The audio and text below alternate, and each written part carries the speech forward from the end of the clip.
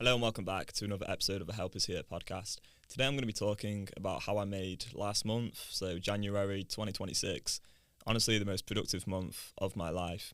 And I think when I was in the porn addiction, I would often focus on motivation, willpower, being disciplined, and I sort of believed that every day had to be some real battle, and it was about like winning the war. And I would go on like extreme challenges. I do all kinds of stupid shit, like just exercising like an unreasonable amount, pouring cold water on myself, and watching David Goggins' motivational videos on YouTube.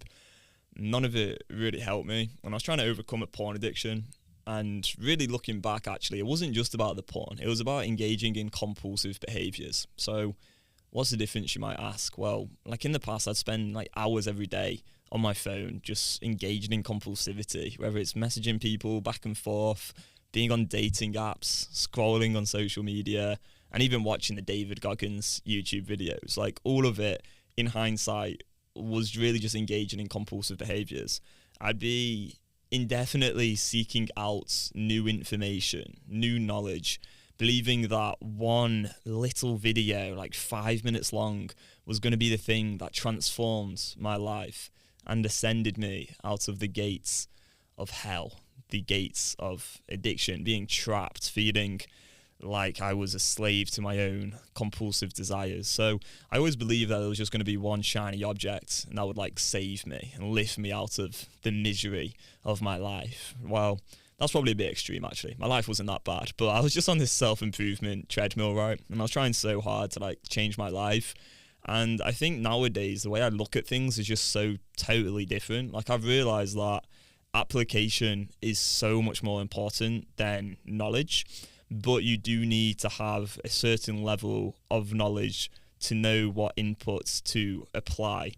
Hopefully that makes some sense, but I'll give a bit more context to that. So last month, I think I sent more like emails than ever. I think I did more blogs than ever. I think I did more YouTube videos than ever. I think I went to the gym, well, possibly more than ever. Not like an unreasonable amount, but I did go to the gym a lot last month. I was pretty dialed in with my good habits as such. I don't even call them habits. Like to me, it's just the things I do now, and they feel a lot easier than they ever did. And yeah, you know, I ate some good nutritious meals, and like just the food I was eating was like good, and you know, I just felt a lot of energy and I was alive. And then I also went to like a few parties as well. I wasn't just like locked in, just working 16 hours a day, but I was also doing other things with my life, like getting my new apartment sorted, getting my old apartment sorted as well, like in terms of like putting it up on the market and like making a few fixes to it and like cleaning it and tidying it. And yeah, it was a really good month basically. It just undeniably was the most productive month of my life, which is really cool. And when you break it down, it comes down to certain inputs. It's just getting really, really clear on like what inputs create the best outputs in your life. And like for me, that would be number one, script, 100%. So to anyone who's got a script, you know, realizing that that is going to be the number one thing that's going to lead to better results in your life is so key. And like upping the willingness to use it and then creating a positive feedback loop where you see the correlation between script use and benefits in your life, really, really important. So that's undoubtedly the number one thing is the script. But then after that, you know, it's just simple inputs like writing an email like pretty much every day, going to the gym most days. And yeah, like doing the podcast and YouTube videos.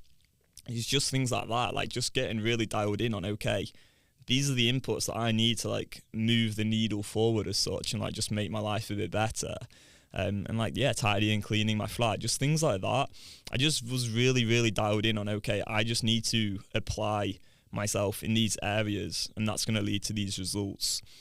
And I think with the porn addiction world, there isn't really anyone sharing what inputs are required to succeed. And the inputs anyway that people are focusing on are so far away from what the actual problem is. So if you have a look at the problem, like if you've got a porn addiction, you're struggling, you're relapsing, you're getting out of control, you really break it down logically, what you're going to find is that the problem is acting in irrational ways, wanting to stop a behaviour, but also wanting to engage in the behaviour and still acting on the desires. So you really break it down. It's the inability to think through your compulsive desires in a rational way. Like if you were able to think through every single compulsive desire in a rational way, then you wouldn't have the problem of relapsing. You would just think through the choice in a rational way.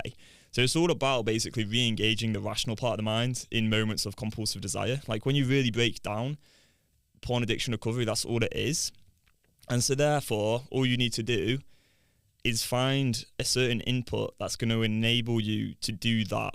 And this is why like most approaches just don't work because they're just so far away from the input that is required. Because if you look at the other approaches out there, it's like install blockers. Well, what's that got to do with thinking rationally? Literally nothing. What's that got to do with actually changing your neural pathways in moments of compulsive desire? Absolutely nothing. Okay, go to the gym. Like I've just said, going to the gym was good for me last month. Like I did find that beneficial to my life, but to do with actually thinking through choices in a rational way and dealing with the addicted part of the mind, like dealing with compulsive desires and urges, again, it's got absolutely nothing to do with it.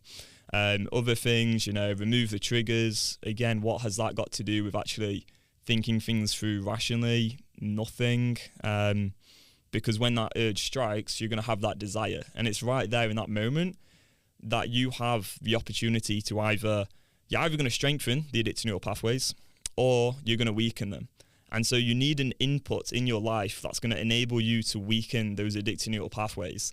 And that's why the number one thing in my life that's led to me having the most productive month is the script, because that's exactly what the script does. It helps me think through my choices in the moment of compulsive desire in a rational way. And it can be applied to literally any compulsive desire, because nowadays it's less often used for porn, but it'll still be like things like just like going on your phone, like checking emails, checking WhatsApp messages, like scrolling, anything like that. You can use a script to think through the choice rationally.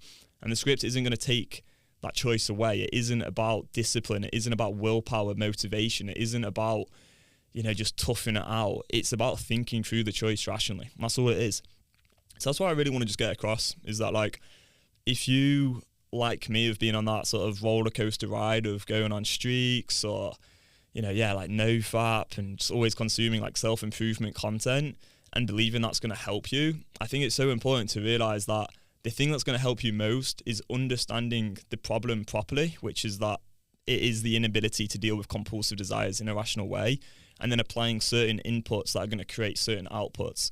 And that's all you need to do. And if right now you're applying certain inputs to your approach to solve your porn addiction, and those inputs have nothing to do with thinking through choices in a rational way, then hopefully this video can help you reconsider your current approach and maybe try something else out instead.